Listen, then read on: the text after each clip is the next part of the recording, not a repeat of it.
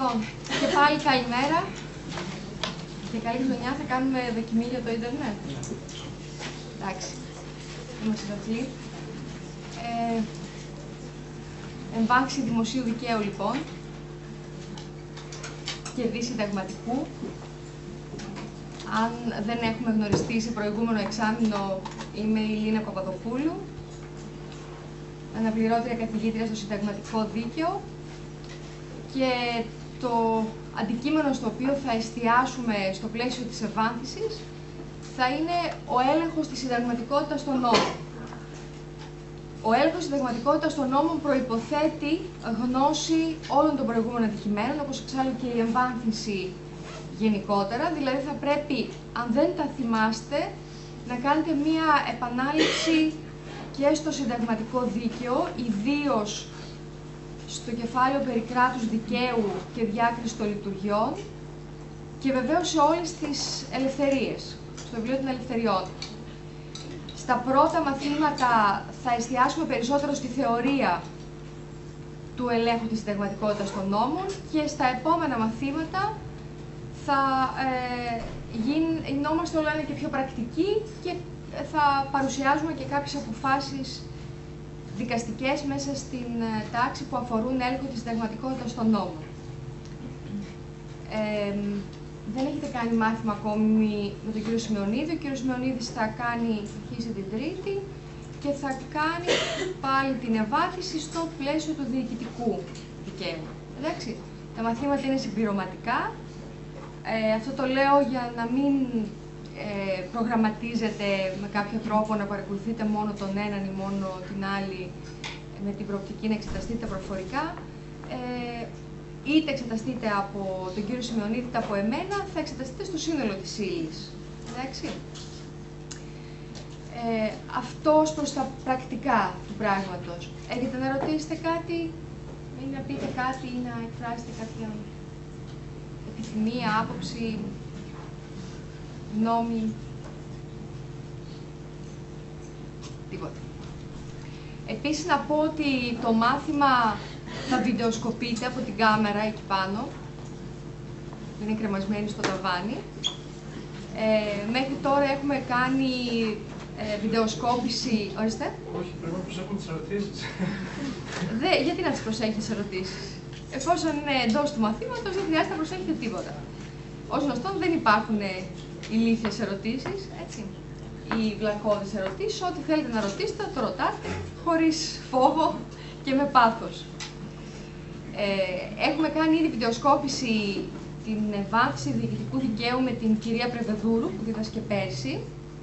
Ελπίζω σύντομα, δεν ξέρω όμως, αυτό δεν περνάει από το χέρι μου, έχει να κάνει με το ΚΙΔ, με το Κέντρο Ηλεκτρονικής Διακυβέρνησης του Πανεπιστημίου, και ειδικότερα την ομάδα που επεξεργάζεται τα ανοιχτά ακαδημαϊκά μαθήματα, το πρόγραμμα Open Courses δηλαδή είναι αυτό. Ελπίζω σύντομα να ανεβεί. Αυτό το μάθημα μάλλον θα ανέβει σε 6-8 μήνες από τώρα, άρα μην ελπίζετε ότι αν λείψετε θα το δείτε μέχρι το Γενάρη. Δυστυχώς, παρότι η ομάδα είναι εξαιρετική, δεν λειτουργεί τόσο γρήγορα, έχει πάρα πολλά μαθήματα σε όλο το Πανεπιστήμιο. Το μόνο μάθημα που έχει ανεβεί μέχρι τώρα από τη νομική είναι το συνταγματικό δίκαιο του πρώτου έτους, που έχουμε ήδη βιντεοσκοπήσει. Εντάξει, αυτά τα βρίσκεται στο e-learning.outh.gr. Ωστόσο, για το υλικό αυτού του μαθήματος λειτουργεί το Blackboard. Το Blackboard το ξέρετε? Ωραία. Το Blackboard, λοιπόν, το ξέρετε μεν, αλλά αυτό το εξάμηνο θα είναι το τελευταίο κατά το οποίο θα λειτουργεί, γιατί είναι πάρα πολύ ακριβό και το Πανεπιστήμιο δεν μπορεί να το πληρώσει, και έτσι μεταφερόμαστε από το Blackboard στο Moodle. Το Moodle είναι ένα πρόγραμμα open source, που σημαίνει ότι είναι δωρεάν, δεν πληρώνει το Πανεπιστήμιο, άρα υπ' αυτή την έννοια μπορούμε να το έχουμε, δεν ξέρω τώρα αν το ίντερνετ λειτουργεί με το καλώδιο που έβαλε εδώ ο τεχνικός, γιατί αυτό τον υπολογιστή κάθε χρόνο που αρχίζω το συνδέω στο ίντερνετ και κάθε χρόνο που τελειώνει δεν υπάρχει πλέον σύνδεση στο ίντερνετ. Δεν ξέρω τι συμβαίνει. Λοιπόν, και τώρα δεν βλέπω να υπάρχει για να σας το δείξω. Εν πάση περιπτώσει, θα μπείτε στο e-learning.out.gr, εκεί βρίσκεται το Moodle.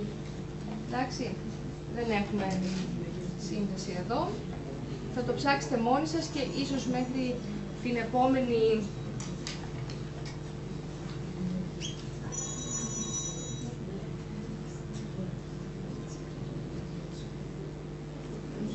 αυτό το τηλεφώνημα ήταν πολύ καλό γιατί μου θύμισε ότι δεν έκλεισε τον ήχο του κινητού μου. Λοιπόν, ερωτήσεις? Όχι. Τι παθαίνετε από τους που μπαίνετε, που είστε γεμάτοι και γεμάτες ερωτήσεις μέχρι το τέταρτο, τι παθαίνετε, μετάλλαξη? Όταν μπαίνω στο πρώτο έτος συνταγματικό έχουν όλο ερωτήσεις. Στην εμβάθυνση τίποτε. Το άγχος την πάρουμε πτυχίο, Ωραία. Λοιπόν, το κράτος δικαίου, λοιπόν, ως θεμελιώδης αρχή της συνταγματικής δημοκρατίας. Το περιεχόμενο του μαθήματος γενικότερα, όπως ήδη προείπα, εστιάζει στο κράτος δικαίου και ειδικότερα σε μία έκφανση του κράτους δικαίου που είναι ο έλεγχος της συνταγματικότητας ή ορθότερα, όπως θα εξηγήσουμε στη συνέχεια του μαθήματος, της αντισυνταγματικότητας των νόμων. Από τα δικαστήρια κατά κύριο λόγο και με το ερωτηματικό αν και κάποιος άλλος εκτός από τα δικαστήρια μπορεί να διενεργήσει τέτοιον έλεγχο. Για να κάνουμε την θεωρητική αναγωγή, για να εξηγήσουμε δηλαδή, για να καταλάβουμε γιατί να μπορεί κάποιος να ελέγχει τη συνταγματικότητα ή ορθότερα την αντισυνταγματικότητα ενός νόμου, θα πρέπει να δούμε πρώτα απ' όλα και να θυμηθούμε, εμβαθύνοντας σε αυτά που μάθαμε στο συνταγματικό δίκαιο, στην έννοια της συνταγματικής δημοκρατίας. Το πολίτευμα που έχουμε δεν είναι απλώς δημοκρατία, δεν είναι για παράδειγμα η δημοκρατία της αρχαίας Ελλάδας, είναι συνταγματική δημοκρατία. Άρα λοιπόν συνενώνει δύο στοιχεία, γι' αυτό και σημειώνω ότι είναι ένα μεικτό πολίτευμα, υπό την έννοια ότι δεν αφορά μόνο τη διαδικαστική δημοκρατία, δηλαδή τη διαδικαστική νομιμοποίηση, με άλλα λόγια όχι μόνο τις εκλογές, τα κόμματα, την πολιτική συμμετοχή, τις συναθρήσεις και ούτω καθεξής. Αυτός είναι ο πρώτος πυλώνας της συνταγματικής δημοκρατίας, η διαδικαστική δημοκρατία, η δημοκρατική νομιμοποίηση, έτσι όπως αυτή εκφράζεται ιδίως στο άμεσα εκλεγμένο από τους πολίτες κοινοβούλιο, αλλά εμπεριέχει και τον δεύτερο πυλώνα της συνταγματικής δημοκρατίας που είναι το κράτος δικαίου. Το κράτος δικαίου σημαίνει ότι ο καθένας και η κάθε μία από εμάς έχουμε κάποιες εξουσίες που ονομάζονται δικαιώματα, θεμελιώδη δικαιώματα, δικαιώματα κατοχυρωμένα στο Σύνταγμα, που είναι ο ανώτατος θεμελιώδης και καταστατικός χάρτης της πολιτείας, θεμελιώδης και καταστατικός νόμος του κράτους. Άρα λοιπόν η συνταγματική δημοκρατία ως μεικτό πολίτευμα ενίδεται σε αυτούς τους δύο πυλώνες, στα δύο θεμέλια. Αφενός τη διαδικαστική νομιμοποίηση, αυτό που θα λέγαμε λαϊκή κυριαρχία, και αφετέρου το κράτος δικαίου με την έννοια των θεμελιωδών αναφέρετων δικαιωμάτων όλων των ανθρώπων και ειδικότερα κάποιων πολιτικών δικαιωμάτων που αφορούν τους πολίτες. Άρα λοιπόν, ακόμα και ο δημοκρατικά νομιμοποιημένος νομοθέτης, η Βουλή που εκλέγεται με άμεσες εκλογές, δεν είναι απεριόριστος στην εξουσία του, αλλά ακόμα και αυτός ελέγχεται, περιορίζεται, οριοθετείται η εξουσία του από το Σύνταγμα. Άρα λοιπόν, στο συνταγματικό πολίτευμα, στη συνταγματική δημοκρατία, υπάρχουν και πρέπει να λειτουργούν αυτό που είναι γνωστό ως checks and balances από την αμερικανική ορολογία, δηλαδή η αμοιβαίοι έλεγχη, ούτως ώστε καμία εξουσία, κανένα πρόσωπο αλλά και κανένα όργανο να μην μπορεί να ασκήσει απεριόριστη εξουσία. Υπό αυτή την έννοια, σε ένα πρώτο στάδιο, μιλούσαμε για το κράτος του νόμου, σε ένα δεύτερο στάδιο σήμερα, μιλάμε για το κράτος δικαίου. Είναι δύο διακριτές έννοιες. Αν ανατρέξουμε στον Αλέξανδρο Σβόλο, έναν μεγάλο, ίσως τον μεγαλύτερο μέχρι σήμερα Έλληνα συνταγματολόγο, μπορείτε να δείτε εδώ την προτομή του, έγραφε ο Σβόλος το 1934 ότι κράτος του νόμου λέγεται το κράτος εκείνο, εις το οποίο η διοικητική λειτουργία καθεαυτήν και εις πάσαν περίπτωση υπόκειται εις τον νόμον, προορισμένη μόνο να εκτελεί τας πράξεις αυτής. Άρα λοιπόν το κράτος του νόμου δεν αποβλέπει στην προστασία της νομικής θέσεως των ατόμων, προσέξτε το κράτος του νόμου δεν αποβλέπει στην προστασία της νομικής θέσεως των ατόμων, όπως στο κράτος δικαίου, εδώ μας δίνει τη διαφορά μεταξύ κράτους του νόμου και κράτους δικαίου, αλλά μόνο στην έξαρση της υπεροχής της νομοθετικής εξουσίας έναντι της διοικήσεως. Άρα λοιπόν, η πρώτη κατάκτηση, αν θέλετε, αυτού που σήμερα ονομάζουμε δικαιοκρατία, το πρώτο βήμα ήταν το κράτος του νόμου. Σήμερα δεν είμαστε όμως απλώς ένα κράτος του νόμου, απλώς δηλαδή το ότι η διοίκηση πρέπει να σέβεται τον νόμο.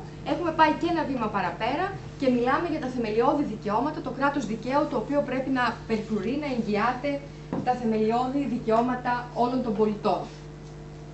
Υπ' αυτή την έννοια λοιπόν, το κράτος δικαίου, όπως ίσως θυμάστε από το συνταγματικό, και εδώ όποιος έχει ιδιαίτερο ενδιαφέρον είναι πολύ χρήσιμο να διαβάσετε το βιβλίο του καθηγητή Μανιτάκη με τίτλο ακριβώς «Κράτος δικαίου», διακρίνεται σε τυπικό και ουσιαστικό. Το κράτος δικαίου με τη σημερινή έννοια εμπεριέχει ως ένα στοιχείο του κράτους του νόμου, υπό την έννοια δηλαδή ότι η διοίκηση πρέπει να ενεργεί σύμφωνα με τον νόμο, τη λεγόμενη αρχή της νομιμότητας που θα δούμε αναλυτικότερα στη συνέχεια. Εμπεριέχει όμως και την ουσιαστική έννοια του κράτους δικαίου, που σημαίνει ότι οι πολίτες πρέπει να απολαμβάνουν θεμελιώδη δικαιώματα με όρους ισότητας, αξιοπρέπειας, χωρίς αυθαίρετες επιλογές. Άρα λοιπόν με την κανονιστική έννοια του όρου, και όταν λέμε κανονιστική τι εννοούμε, πού αναγόμαστε με τον όρο κανονιστικός, κανονιστική? Ναι. Στην υποχρεωτικότητα. Πολύ σωστά. Στην νομική δεσμευτικότητα, στην νομική υποχρεωτικότητα, σε μια υποχρεωτικότητα που δεν ανάγεται απλώς σε ένα ηθικό καθήκον, σε μια ηθική δέσμευση ή στα θρησκευτικά ή στα ηθικά, πιστεύω, του προσώπου που είναι ο φορέας του οργάνου, αλλά ανάγεται στον νόμο και τελικά στον θεμελιώδη νόμο του κράτους που είναι το ίδιο το Σύνταγμα. Έτσι. Η λέξη κανονιστικός είναι η καρδιά όλης της νομικής επιστήμης. Με την κανονιστική λοιπόν έννοια, το κράτος δικαίου σημαίνει ένα σύνολο γενικών αρχών και κανόνων που διέπουν και συνέχουν την ένομη τάξη. Άρα λοιπόν προσπαθούμε να βρούμε μία συνοχή και μία ενότητα. Αυτό μην νομίζετε ότι είναι πάντοτε εύκολο. Πολλές φορές θα βρούμε νόμους ή πολλές φορές θα βρούμε ακόμη και ρυθμίσεις, διατάξεις εντός του ίδιου νόμου, ή αν θέλετε θα βρούμε και διατάξεις εντός του ίδιου του συντάγματος, που μπορεί να έρχονται σε αντίθεση η μία με την άλλη. Να βρίσκονται σε σχέση έντασης η μία προς την άλλη. Το αίτημα, έτσι, η προσπάθειά μας είναι να βρούμε την αρμονική συνύπαρξη αυτών των διατάξεων, ούτως ώστε να παράξουν όσο το δυνατόν ένα μεγαλύτερο, ένα πληρέστερο φάσμα κανονιστικής κάλυψης των δικαιωμάτων των πολιτών, σε συνάρτηση πάντοτε φυσικά με το γενικό συμφέρον όλης της κοινωνίας, όλης της πολιτείας. Άρα λοιπόν, ναι μεν λέμε ότι το κράτος δικαίου υπάρχει, διέπει και συνέχει την ένομη τάξη, αυτό δεν μας απαλλάσσει ωστόσο από το άχθος πολλές φορές να πρέπει να βρούμε τη χρυσή τομή ανάμεσα σε συγκρουόμενα δικαιώματα ή ανάμεσα στη σύγκρουση μεταξύ γενικού συμφέροντος αφενός και ατομικού δικαιώματος αφετέρου. Επίσης, δεσμεύει το κράτος δικαίου και την δικαιοπαραγωγική λειτουργία, δηλαδή αυτό που είπαμε πριν, τη Βουλή, τους νομοθέτες όταν νομοθετούν, και βεβαίως την διοίκηση, αλλά εν τέλει και τα δικαστήρια.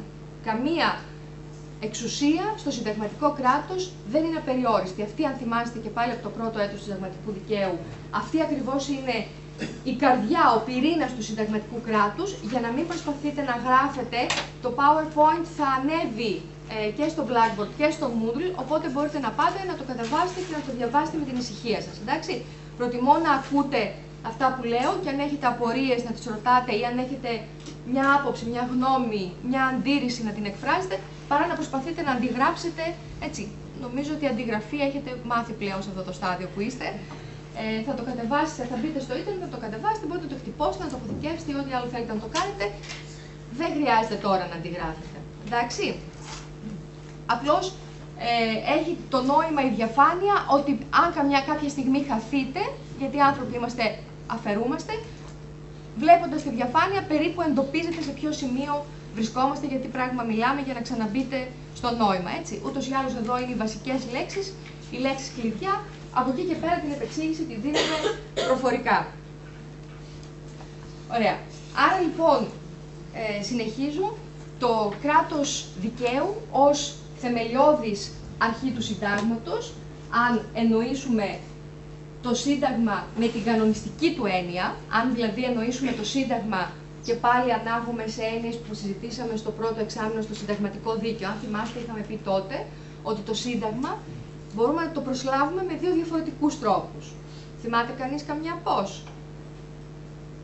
Είσαι ο? Ο Βασίλης. Τυπικό και ουσιαστικό.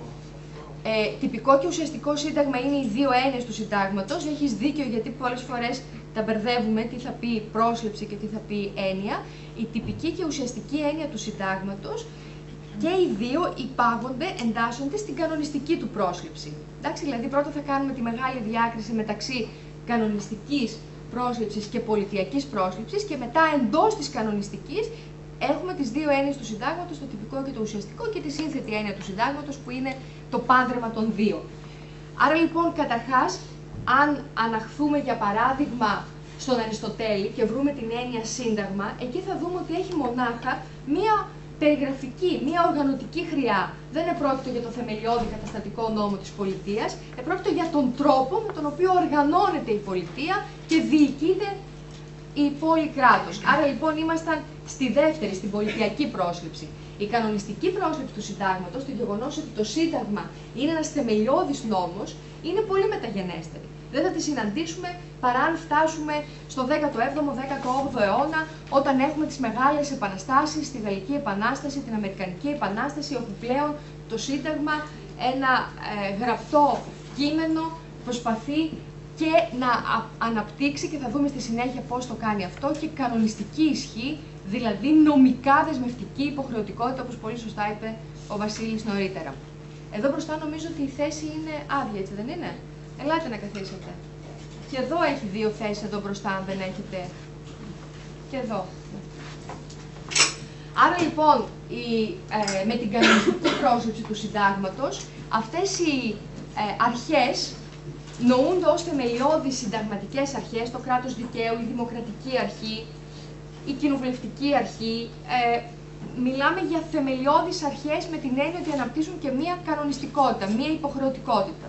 Και με βάση την κοινοβουλευτική αρχή, ως κανονιστικό στοιχείο του πολιτεύματος, ως νομικά δεσμευτικό, ξέρουμε ότι δεν μπορεί να υπάρξει κυβέρνηση χωρίς να λάβει ψήφο εμπιστοσύνης, και ότι ψήφο εμπιστοσύνης μπορεί να λαμβάνει και οποτεδήποτε άλλοτε, εκτός από το ότι υποχρεούται να τη λάβει αμέσως μετά τις εκλογές, εξού και η τώρα διαδικασία που ακούσατε ότι θα ανοίξει στην Βουλή, για να, καθώς η κυβέρνηση ζήτησε εκ νέου να λάβει ψήφο εμπιστοσύνης από τη Βουλή. Στην πολιτιακή πρόσληψη, οι ίδιες αρχές δεν νοούνται ως κανονιστικές αρχές, ως πρέπει, ως δέον νομικό, νοούνται όμως ως οργανωτικό μοντέλο. Οργανώνεται το κράτος έτσι και διοικείται με τον συγκεκριμένο τρόπο. Με τις εκλογές, με το κοινοβούλιο που ψηφίζει, δίνει ψήφο εμπιστοσύνη στην κυβέρνηση και το καθεξής. Σήμερα βέβαια πλέον το Σύνταγμα νοείται κατεξοχήν ως νομικό κείμενο και άρα μας δίνει κανονιστικά αποτελέσματα.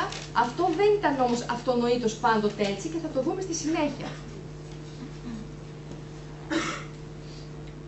Μιλάμε βεβαίως πάντοτε για το συνταγματικό κράτος. Άρα λοιπόν, το κράτος δικαίου, κατά μία έννοια, αν θεωρήσουμε, αν εκλάβουμε το Σύνταγμα ως ανώτατο νόμο του κράτους, ως νόμο θεμελιώδη και ανώτατο, άρα με νομικά δεσμευτική ισχύ, το κράτος δικαίου εν τέλει θα μπορούσε να πει κανείς, αυτό ισχυρίζεται ο κύριος Χρυσόγονος για παράδειγμα, ότι ταυτίζεται με το συνταγματικό κράτος. Με λίγα λόγια, συνταγματικό κράτος δεν μπορεί παρά να είναι κράτος δικαίου, και το κράτος δικαίου δεν μπορεί παρά να είναι συνταγματικό κράτος. Αυτή τη στιγμή υπάρχει σύνταγμα με την κανονιστική του πρόσληψη, όχι απλά με την πολιτιακή, πώς οργανώνεται περιγραφικά η πολιτεία, αλλά με την κανονιστική. Έτσι πρέπει, αυτό είναι το δέον, Αυτό λοιπόν το συνταγματικό κράτος που θέλει μια οριοθετημένη εξουσία, που θέλει κανένα όργανο να μην έχει παραπάνω εξουσίες από αυτές που επιτρέπει το Σύνταγμα, δεν μπορεί παρά να είναι και κράτος δικαίου στο βαθμό που φυσικά εγγυάται και τα δικαιώματα των πολιτών. Άρα λοιπόν το κράτος δικαίου οργανώνει αυτό το σύστημα των εγγυήσεων και της προστασίας για τα θεμελιώδη δικαιώματα, δίνοντας βεβαίως και διαδικαστικές εγγυήσεις, όπως για παράδειγμα στην ποινική δικονομία. Δεν ξέρω αν έχετε κάνει ποινική δικονομία, έτσι, το που λένε ότι η ποινική δικονομία είναι ένα εφαρμοσμένο συνταγματικό δίκαιο. Θέλουμε τις εγγυήσεις στην ποινική δικονομία ακριβώς για να εγγυώνται τα θεμελιώδη δικαιώματα των πολιτών, όχι μόνο στην ουσία του πράγματος, αλλά και στη διαδικασία, γιατί πολλές φορές η διαδικασία είναι μερικές φορές και πιο σημαντική από την ουσία.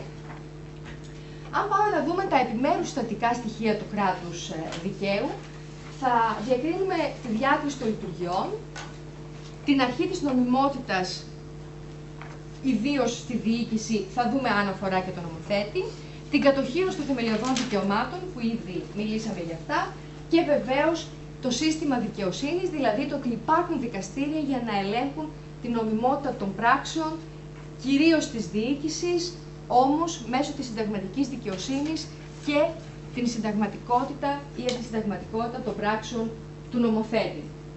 Πρώτο λοιπόν συστατικό στοιχείο του κράτους δικαίου, η διάκριση των λειτουργιών. Πολύ γνωστό σε όλους, διάκριση των λειτουργιών. Μιλάμε για την ουσιαστική και την οργανική διάκριση, δύο διαφορετικές συνιστώσεις του ίδιου πράγματος. Η ουσιαστική διάκριση σημαίνει ότι οι ίδιες οι πράξεις της κρατικής εξουσίας, αυτό που κάνει το κράτος και κάθε όργανο του κράτους, μπορεί να είναι διαφορετικό. Δηλαδή, θέτει νόμους, παράγει νόμους, αλλά μιλάμε για την δικαιοπαραγωγική λειτουργία, την νομοθετική λειτουργία. Μετά εφαρμόζει αυτούς τους νόμους, άρα μιλούμε για την εκτελεστική, εκτελεί τους νόμους, για την εκτελεστική λειτουργία, το κάνει η διοίκηση. Και τρίτον, όταν προκύψουν διαφορές από την εκτέλεση των νόμων, έρχεται να τάμει αυτές τις διαφορές, να βρει τη χρυσή τομή, να πει ποιος έχει δίκιο, που αυτό το κάνει έτσι, η δικαστική λειτουργία. Υπάρχει βεβαίως και η αντίρρηση του Κέλσεν ότι εδώ στην πραγματικότητα δεν πρόκειται για τρεις διακριτές λειτουργίες, νομοθετική, εκτελεστική και δικαστική, αλλά πρόκειται για μία και ενιαία κρατική εξουσία, η οποία απλώς λειτουργεί από το γενικό στο ειδικό και στο ειδικότερο, δηλαδή από το γενικό που είναι ο νόμος, γιατί κάθε νόμος πρέπει να είναι μια γενική και αφηρημένη ρύθμιση.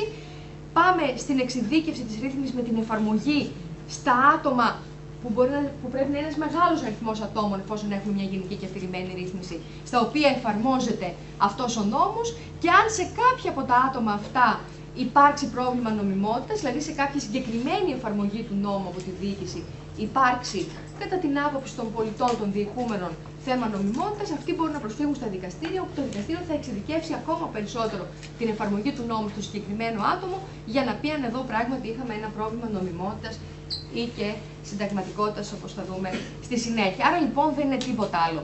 Μπορεί κανείς να δεχθεί την κριτική αυτή ή να αποδεχθεί ότι πραγματικά διακρίνονται οι λειτουργίες σε τρεις διαφορετικές.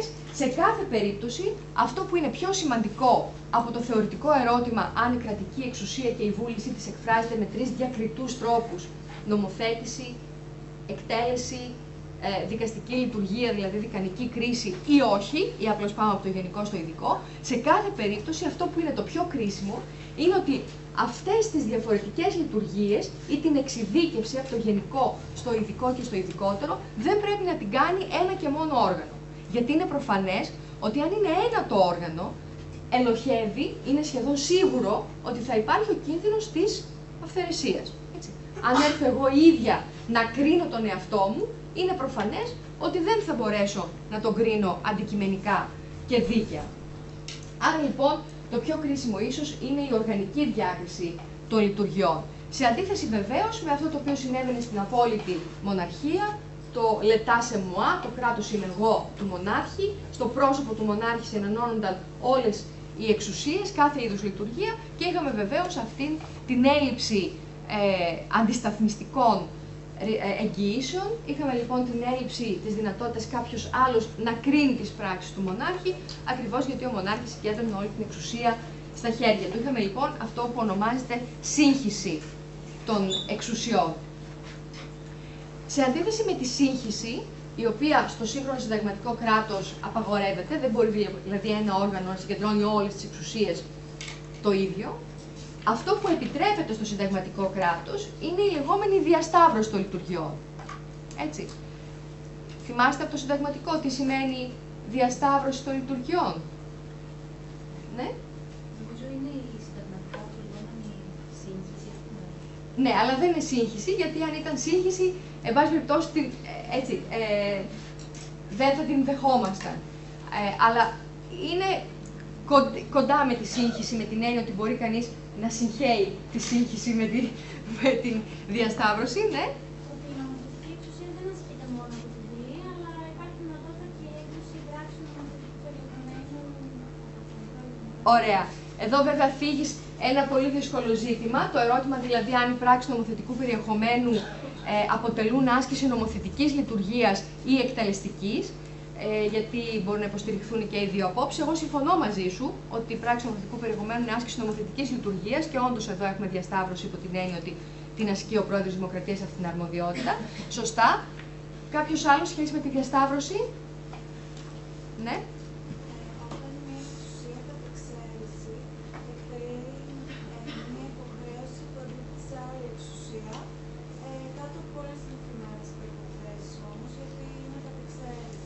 Πολύ ωραία. Ενώ όταν οι εξεταστικές επιτροπές στη Βουλή εκτελούν χρέη δικαστικής λειτουργίας, Πολύ ωραία. μόνο για τις συγκεκριμένες. Ωραία. Ωραία. Μόνο που να μην λέμε υποχρέωση είναι αρμοδιότητα. Η αρμοδιότητα, έτσι, τα όργανα, προσέξτε λίγο, τα όργανα του κράτους έχουν αρμοδιότητες. Δεν έχουν δικαιώματα.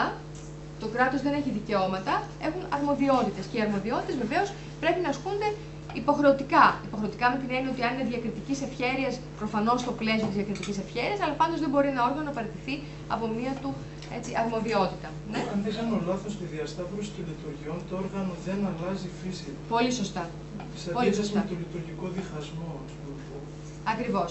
Το όργανο δεν αλλάζει φύση. Δηλαδή, η Βουλή, όταν ασκεί τις δικαστικές της αρμοδιότητες, για παράδειγμα, στις εξεταστικές επιτροπές ή στο πλαίσιο της ποινικής δίωξης υπουργών, μελών της κυβέρνησης, δεν αλλάζει η φύση του οργάνου. Η Βουλή παραμένει νομοθετικό όργανο, αλλά πάντως ασκεί κατ' εξαίρεση, όπως πολύ σωστά μας είπες, ασκεί κατ' εξαίρεση και δικαστικές αρμοδιότητες. Έτσι.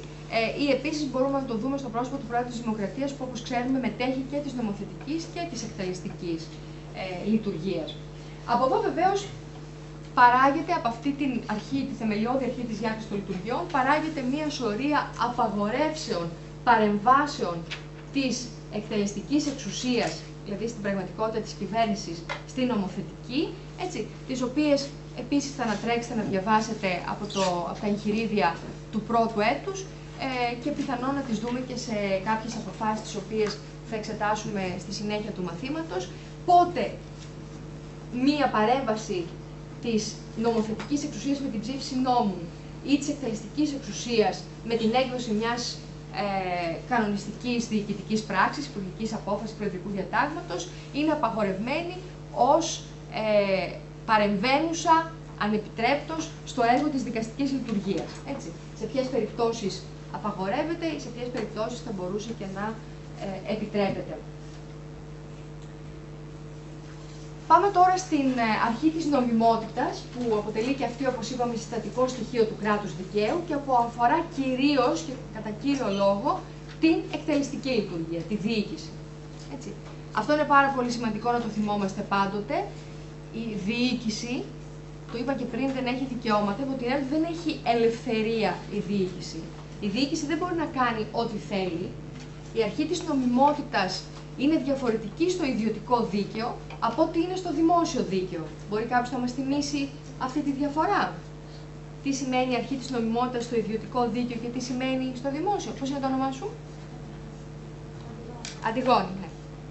Νομίζω ότι στο δημόσιο δίκαιο η αρχή της νομιμότητας έχει την έννοια ότι κάθε πράξη διοικητικού οργάνου τεκμέρεται Ωραία. Έχει να κάνει με την αρχή της δικαιολογημένης εμπιστοσύνης. Ναι, εντάξει. Θα μπορούσε να σχετίζεται και με αυτό, ακουμπάει κάπου και στην αρχή της δικαιολογημένης εμπιστοσύνης. Σωστά, αλλά πριν φτάσουμε στο τεκμήριο της νομιμότητας, στο τι μπορεί να πράξει η διοίκηση και στο τι μπορεί να πράξει ο ιδιώτης προκειμένου να είναι νόμιμος. Ο Δημήτρης. Στο ιδιωτικό δίκαιο μήπως ότι όλοι οι ιδιώτες μπορούν να κάνουν οτιδήποτε θέλουν από τη στιγμή που δεν συγκρούονται με διάταξη του νόμου, ενώ δείτε στο δημόσιο δίκαιο ότι η διοίκηση κάνει μόνο ό,τι προβλέπει ο νόμος και τίποτα παραπάνω. Δεν έχει διακριτική ευχέρεια. Διακριτική ευχέρεια έχει, δεν έχει ελευθερία. Έτσι, να μην μπερδεύουμε την ελευθερία, τη φυσική ελευθερία του κάνω ό,τι θέλω, με διακριτική ευχέρεια που είναι όρος τεχνικός και σημαίνει ότι στο πλαίσιο της υποχρέωσής μου έχω ένα περιθώριο εκτίμησης των ειδικότερων συνθηκών και των ειδικότερων περιστάσεων. Ορολογικό ήταν το πρόβλημα. Σήκωσες χέρι? Ναι, αυτό θέλω να πω, ότι ουσιαστικά στο ιδιωτικό μπορούμε να κάνουμε ό,τι δεν απαγορεύεται, ενώ στο δημόσιο τα όργανα μπορούν να κάνουν μόνο ό,τι επιτρέπεται. Πολύ σωστά. Αυτό είναι. Έτσι να το θυμάστε. Αρχή νομιμότητας. Στο ιδιωτικό δίκαιο επιτρέπεται να κάνει ο ιδιώτης, το άτομο, οτιδήποτε δεν απαγορεύεται. Άρα λοιπόν το τεκμήριο είναι υπέρ της ελευθερίας. Είναι καταρχήν ελεύθερος ο ιδιώτης να κάνει ό,τι θέλει, εκτός από όσα απαγορεύονται από τον νόμο. Αντίθετα, στο δημόσιο δίκαιο, η αρχή της νομιμότητας μας λέει ότι η διοίκηση δεν είναι ελεύθερη, δεν έχει ελευθερίες. Μπορεί να κάνει μόνο όσα ο νόμος επιβάλλει, δέσμη αρμοδιότητα, ή επιτρέπει, διακριτική ευχέρεια. Εντάξει. Η διοίκηση λοιπόν επιτρέπεται να πράξει μόνο ό,τι από τον νόμο επιβάλλεται, οπότε έχει δέσμη αρμοδιότητα, ή επιτρέπεται, οπότε έχει διακριτική ευχέρεια. Άρα λοιπόν η διοίκηση πρέπει να λειτουργεί πάντοτε, όπως λέμε στα λατινικά, infra legem ή secundum legem, δηλαδή μέσα εντός του νόμου και υπό τον νόμο, κάτω από τη σκέπη του νόμου, και όχι preter ή ultra legem, όχι εκτός του νόμου ή πέραν των ορίων του νόμου. Εντάξει. Άρα λοιπόν, ο νόμος είναι αυτός που λέει τι πρέπει να πράξει η διοίκηση, είτε κατά διακριτική ευχέρεια, οπότε έχει ένα περιθώριο εκτίμησης, εντός του οποίου πρέπει να κινηθεί, αλλά και πάλι, προσέξτε, μπορούν να ελεγχθούν τα ακραία όρια της διακριτικής ευχέρειας, ακόμα και όταν η διοίκηση έχει διακριτική ευχέρεια, πάλι τα ακραία όρια της διακριτικής ευχέρειας μπορούν να ελεγχθούν. Ακόμα και εκεί δεν είναι απολύτως ελεύθερη να πράξει οτιδήποτε θέλει. Εντάξει. Πρέπει να πράξει λαμβανομένων υπόψη των στοιχείων, των δεδομένων, των συνθηκών, των ιδιωτήτων του προσώπου ή του πράγματος που πρέπει να ρυθμιστεί και το καθεξής, και το πώς πράττει ακόμα και στη διακριτική ευχέρεια, ακόμα και εκεί που επιτρέπεται να πράξει κάτι χωρίς να επιβάλλεται να πράξει κάτι, ακόμα και εκεί ελέγχεται για την άσκηση της διακριτικής ευχέρειας. Είναι ένα ερώτημα βέβαια τώρα αν η αρχή της νομιμότητας αφορά τον νομοθέτη. Είναι ένα πολύ μεγάλο θεωρητικό ζήτημα, αν και κατά πόσο ο νομοθέτης και αυτός κινείται ουσιαστικά όπως η διοίκηση εντός του συντάγματος, άρα λοιπόν οι πράξεις του σε αυτή την περίπτωση, αν δεχτούμε αυτή τη θεωρία, πρέπει να είναι σύμφωνες με το Σύνταγμα και σε αυτή την περίπτωση οι νόμοι δεν είναι παρά εκτέλεση του Συντάγματος, σύμφωνα και με την κελσενιανή θεωρία ότι το Σύνταγμα είναι αυτό το οποίο βρίσκεται πάνω απ' όλα και μετά έχει το νομοθέτης να το εξειδικεύσει με τους νόμους. Αυτή είναι η μία θεωρητική προσέγγιση. Ο νομοθέτης δεν κάνει τίποτα άλλο παρά εξειδικεύει και εκτελεί και συγκεκριμενοποιεί το Σύνταγμα. Άρα λοιπόν τότε η αρχή της νομιμότητας ισχύει και γι' αυτόν, αφού και αυτός λειτουργεί infra constitutionem και secundum constitutionem. Ενώ η δεύτερη θεωρητική προσέγγιση μας λέει ότι ο νομοθέτης καταρχήν είναι ελεύθερος να πράξει, μπορεί να πράξει οτιδήποτε. Γιατί μπορεί να πράξει οτιδήποτε? Γιατί είναι ο φορέας της λαϊκής εντολής. Ο λαός που είναι ο φορέας της κυριαρχίας έχει δώσει άμεση δημοκρατική νομιμοποίηση στη Βουλή και άρα η Βουλή ως φορέας αυτής της λαϊκής εντολής και άμεσα νομιμοποιημένο όργανο μπορεί να αποφασίζει και να ρυθμίζει την κοινωνική ύλη, αρκεί να μην έρχεται σε αντίθεση με το Σύνταγμα. Δηλαδή, εδώ θα λέγαμε ότι ομοιάζει κατά κάποιο τρόπο αυτή η προσέγγιση με την νομιμότητα στο ιδιωτικό δίκαιο και να μην έρχεται σε αντίθεση, να μην κάνει κάτι που να απαγορεύεται. Ίσως ανάμεσα σε αυτές τις δύο διαφορετικές προσεγγίσεις να πρέπει να βρούμε την χρυσή τομή, δηλαδή ούτε ο νομοθέτης πρέπει και αυτό που κάνει είναι να εκτελεί το Σύνταγμα, ούτε όμως και ότι είναι τελείως ελεύθερος όπως ο ιδιώτης, γιατί ας μην ξεχνάμε ότι ο νομοθέτης έχει και αυτός διαδικαστικούς περιορισμούς καταρχάς, δηλαδή το ίδιο το Σύνταγμα και βεβαίως ο κανονισμός της Βουλής που τον ψηφίζει η ίδια η Βουλή, οπότε θα μου πείτε ότι εδώ είμαστε πάλι στο πεδίο της απόφασης της Βουλής. Αλλά πάντως το Σύνταγμα ήδη μας δίνει συγκεκριμένα διαδικαστικά βήματα για την ψήφιση των νόμων, άρα ήδη στην διαδικασία του πράγματος ο νομοθέτης δεσμεύεται. Η αντίρρηση και πάλι εδώ, και θα το δούμε σε επόμενο μάθημα, θα το συζητήσουμε αναλυτικότερα, είναι κατά πόσο η εσωτερική διαδικασία της Βουλής, τα λεγόμενα interna corporis, μπορούν να ελέγχονται δικαστικά ή όχι. Είναι ένα ζήτημα που θα δούμε σε επόμενο μάθημα. Το κρατάμε όμως ως ερωτηματικό, ως προβληματισμό. Και από την άλλη, αν θα επιλέξουμε τη μία ή την άλλη θεωρητική προσέγγιση, μιλάμε αντίστοιχα για έλεγχο συνταγματικότητας ή έλεγχο αντισυνταγματικότητας. Εντάξει.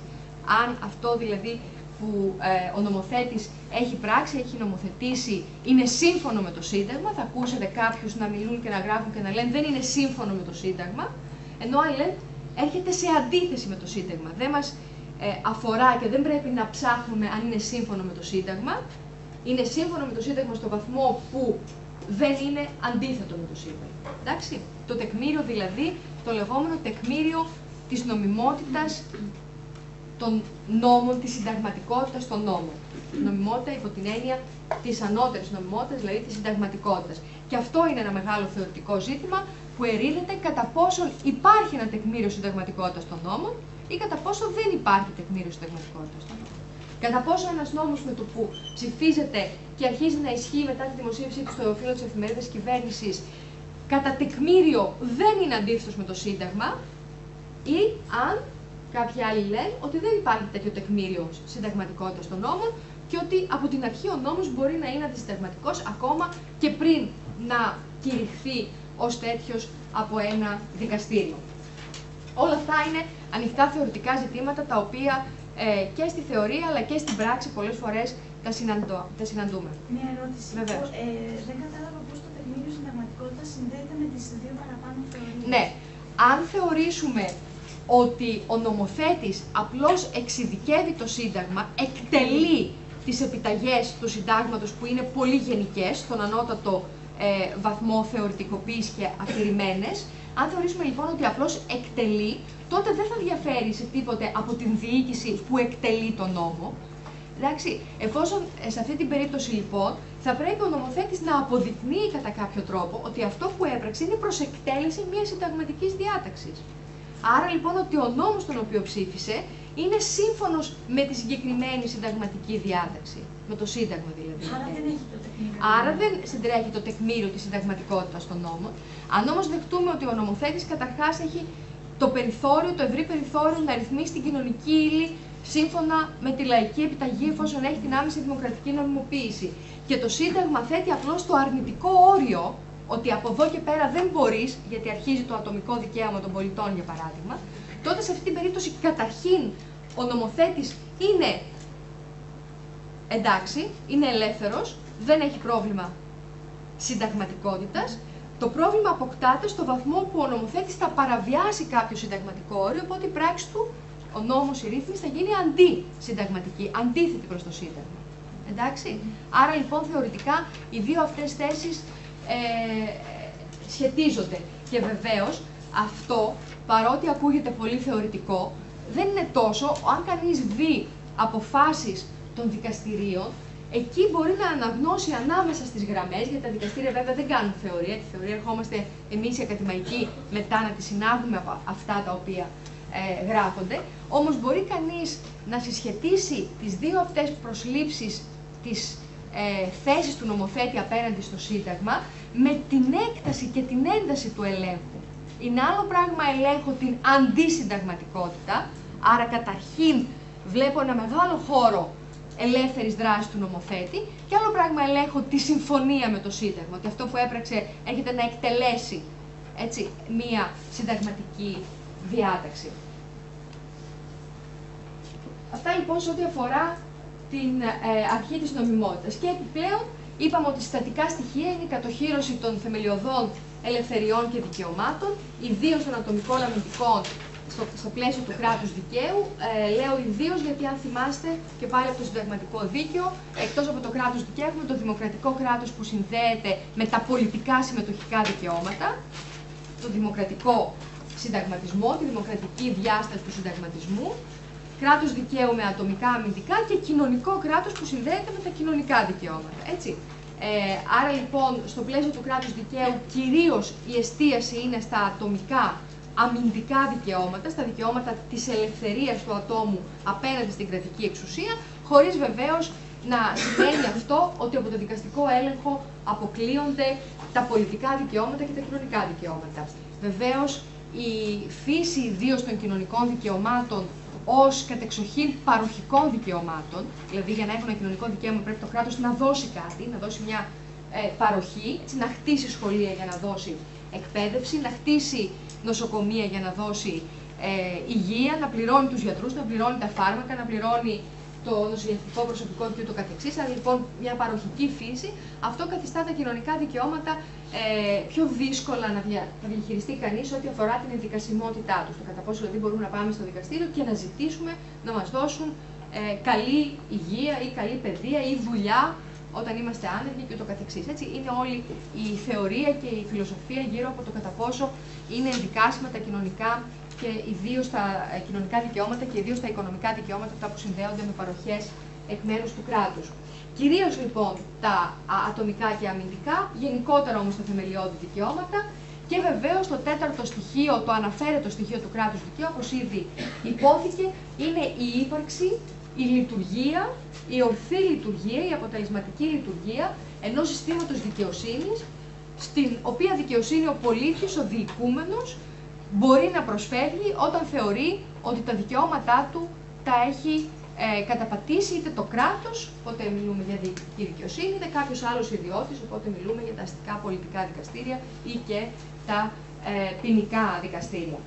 Στο πλαίσιο αυτού του συστήματος των δικαστηρίων, της λειτουργίας λοιπόν, της ορθής λειτουργίας και αποτελεσματικής λειτουργίας της δικαιοσύνης, ένα ειδικότερο κομμάτι είναι η συνταγματική δικαιοσύνη. Εκεί που ο πολίτης δεν παραπονιέται για το ότι μία πράξη της διοίκησης είναι παράνομη, αλλά παραπονιέται ότι μία πράξη της διοίκησης, πολλό δε μάλλον μία πράξη του νομοθέτη, είναι αντισυνταγματική, είναι αντίθετη προς το Σύνταγμα.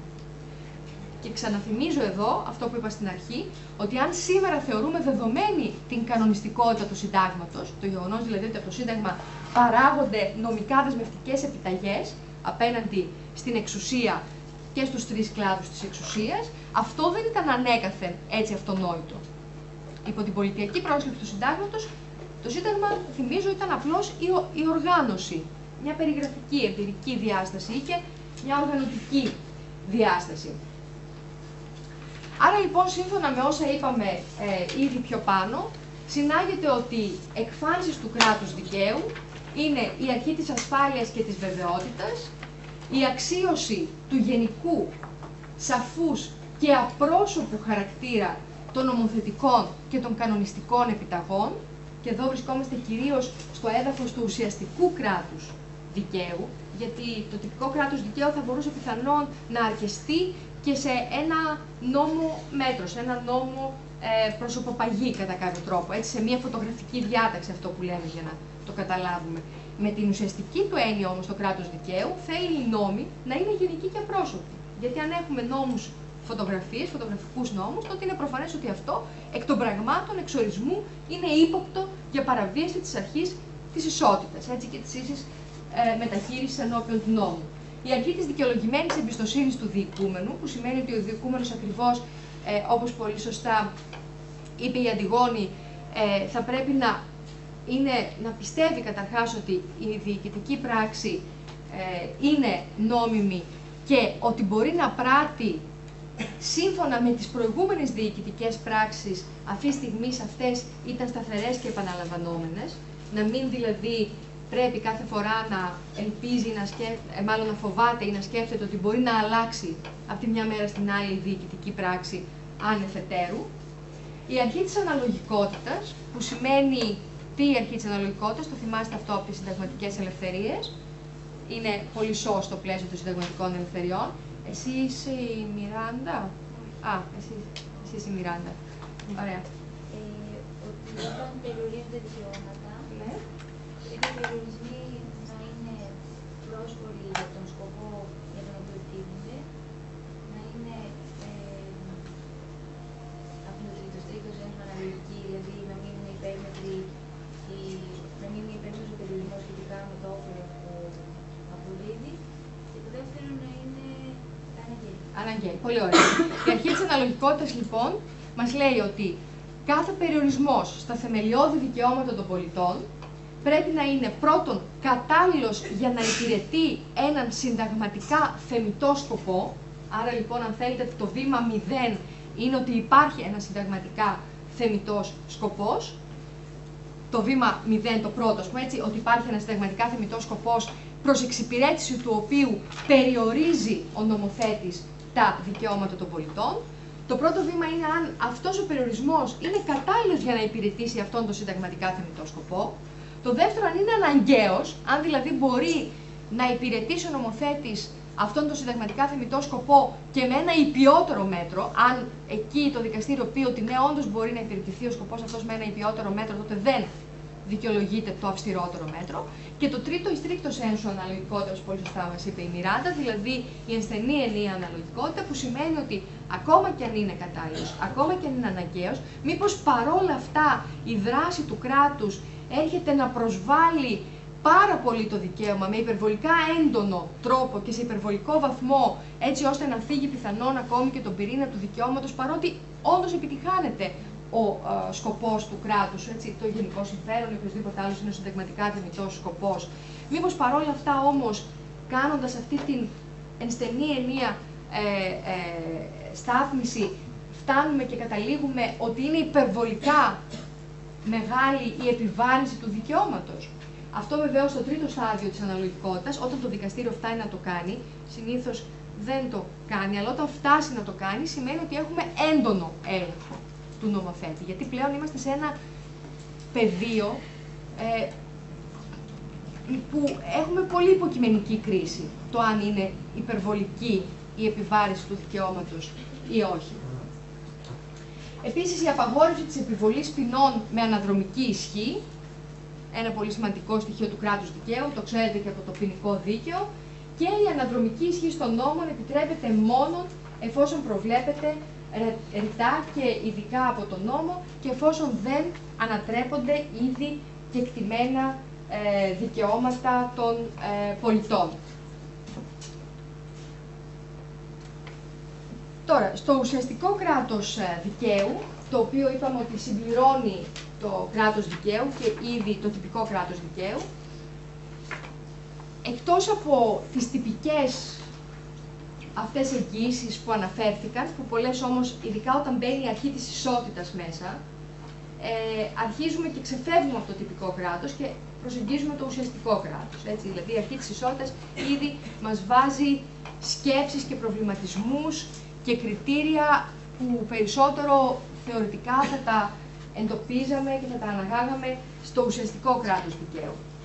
Αλλά εκεί μπορούμε να πούμε, και σύμφωνα με τον καθηγητή Μανιτάκη, ότι το ουσιαστικό κράτος δικαίου περιλαμβάνει ένα σύνολο αρχών και αξιών που καθοδηγούν και νομιμοποιούν τη δράση του κράτους και διέπουν τις ένομες σχέσεις, αυτά τα είπαμε, και κυρίως που προστατεύουν τα άτομα από άδικες ή αδικαιολόγητες παρεμβάσεις του κράτους στον χώρο της ατομικής ή κοινωνικής αυτονομίας.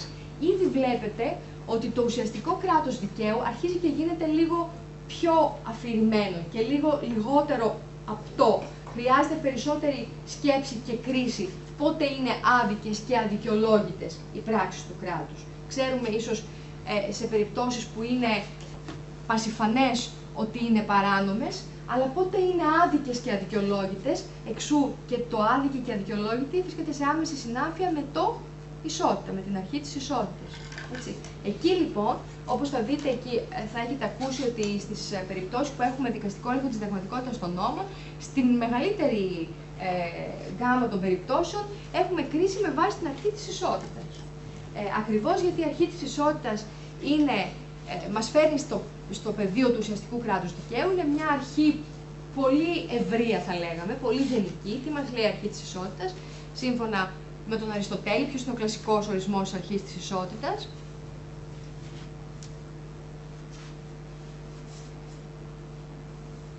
Η αρχή της ισότητας. Σως. Μιράντα.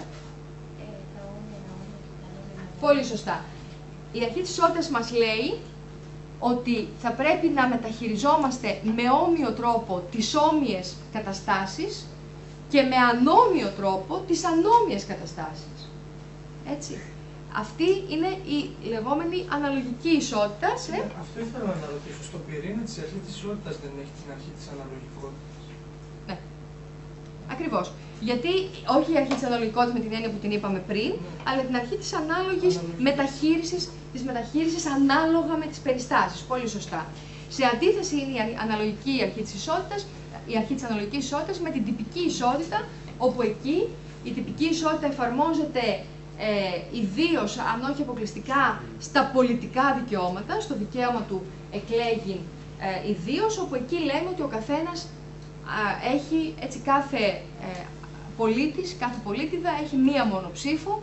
Βεβαίως, αν θέλετε να το συζητήσουμε από άποψη δημοκρατικής αρχής, και εκεί δεν είναι τόσο απόλυτη η αρχή της ισότητας, υπό την έννοια ότι ακόμα και στο εκλογικό δικαίωμα, όπως ξέρετε, έχουμε τον εκλογικό νόμο που δεν είναι η απλή και ανώθευτη αναλογική σε μία και ενιαία εκλογική περιφέρεια. Ήδη η ύπαρξη εκλογικών περιφερειών νοθεύει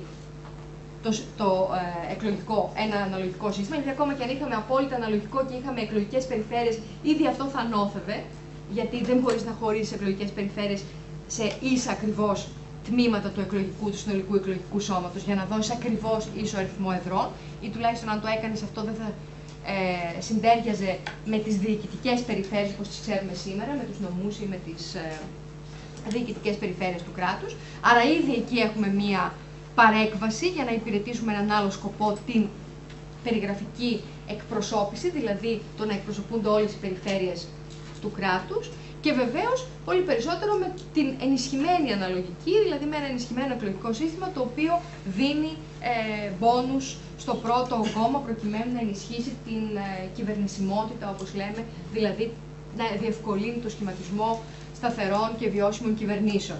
Πάντως, σε όλο το υπόλοιπο πεδίο, η αρχή της ισότητας νοείται ως αναλογική ισότητα με την έννοια που μας είπε η Μιράντα, δηλαδή όμοια ρύθμιση των ομοίων και ανόμοια ρύθμιση, ανόμοια μεταχείριση των ανομίων.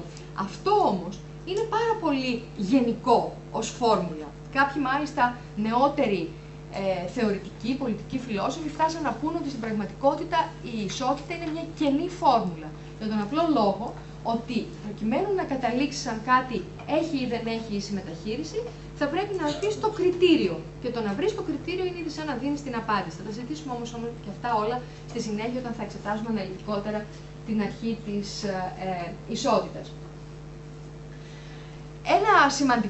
Ένας πραγματικά πυρήνας του ουσιαστικού κράτους δικαίου είναι η αρχή της αξιοπρέπειας. Επίσης μία έννοια πολύ ευρεία και πολύ γενική. Από πού ξεκινάει και πού τελειώνει η ανθρώπινη αξιοπρέπεια, η ανθρώπινη αξία. Έτσι, και εκεί πολλές φορές μπορούμε να δούμε ότι η αξία πολλές φορές χρησιμοποιείται ως επιχείρημα κατά της αυτονομίας. Δηλαδή, για παράδειγμα, έτσι, ένα κλασικό παράδειγμα που ίσως το έχετε ακούσει από την νομολογία των γαλλικών δικαστηρίων, είναι το περίφημο παράδειγμα του Νάνου, που επιλέγει να δουλέψει σε ένα τσίρκο που τον βάζουν σε ένα κανόνι και τον εκτοξεύουν στο πλαίσιο ενός σοου στο τσίρκο. Και κρίθηκε ότι αυτό έρχεται σε αντίθεση με την ανθρώπινη αξιοπρέπεια του Νάνου. Και έχουμε τη σύγκρουση από τη μια της αυτονομίας του Νάνου, που λέει ότι εγώ επιλέγω να δουλέψω εκεί και αν δεν δουλέψω δεν θα έχω να φάω πιθανόν, γιατί ίσως να μην μπορώ να κάνω άλλη δουλειά.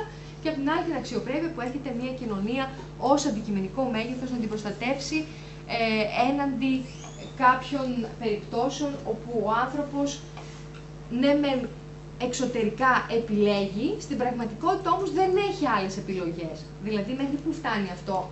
Φτάνει μέχρι το να με πετάνε με το κανόνι, εντάξει, φτάνει μέχρι το να πουλήσω τον νεφρό μου ή να πουλήσω το μάτι μου.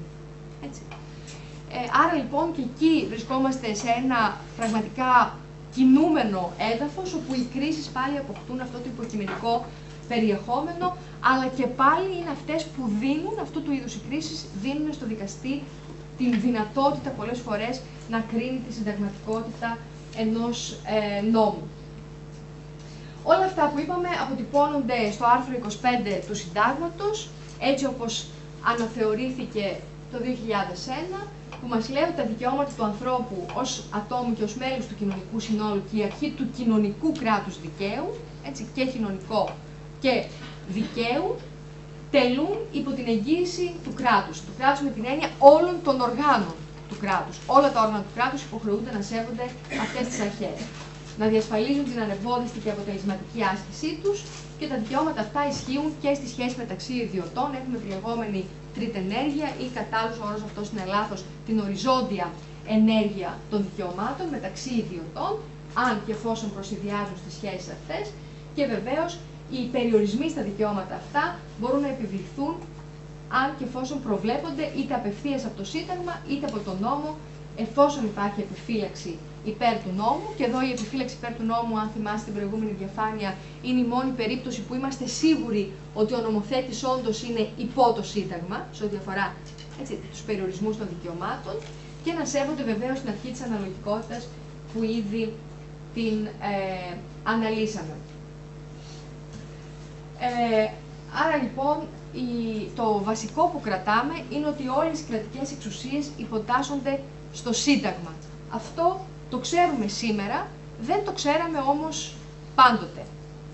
Και όταν λέω δεν το ξέραμε πάντοτε, στο επόμενο κεφάλαιο, το οποίο θα συνεχίσουμε αμέσως τώρα, θα δούμε ότι αυτά που μέχρι τώρα ακούσαμε και συζητάμε και σήμερα στον 21ο αιώνα γνωρίζουμε ως δεδομένο, ότι δηλαδή το Σύνταγμα έχει κανονιστική ισχύ, κανονιστική δεσμευτικότητα, ότι από το Σύνταγμα παράγονται επιταγές απέναντι στην διοίκηση, στον νομοθέτη και σε όλα τα όργανα του κράτους και απέναντι ακόμη και στους ιδιώτες, εφόσον τριτενεργούν ή έχουν οριζόντια δράση, όπως λέμε, τα θεμελιώδη δικαιώματα. Δεν ήταν ανέκαθεν έτσι, δεν ήταν αυτονόητη. Και δεν ήταν αυτονόητη η κανονιστική διάσταση, η κανονιστική δύναμη του Συντάγματος, σημαίνει ότι δεν ήταν αυτονόητος ο δικαστικός έλεγχος της συνταγματικότητας των νόμων. Γιατί αν το Σύνταγμα δεν έχει κανονιστική διάσταση, τότε από πού και ως πού να κάνουμε και τον έλεγχο των πράξεων του νομοθέτη.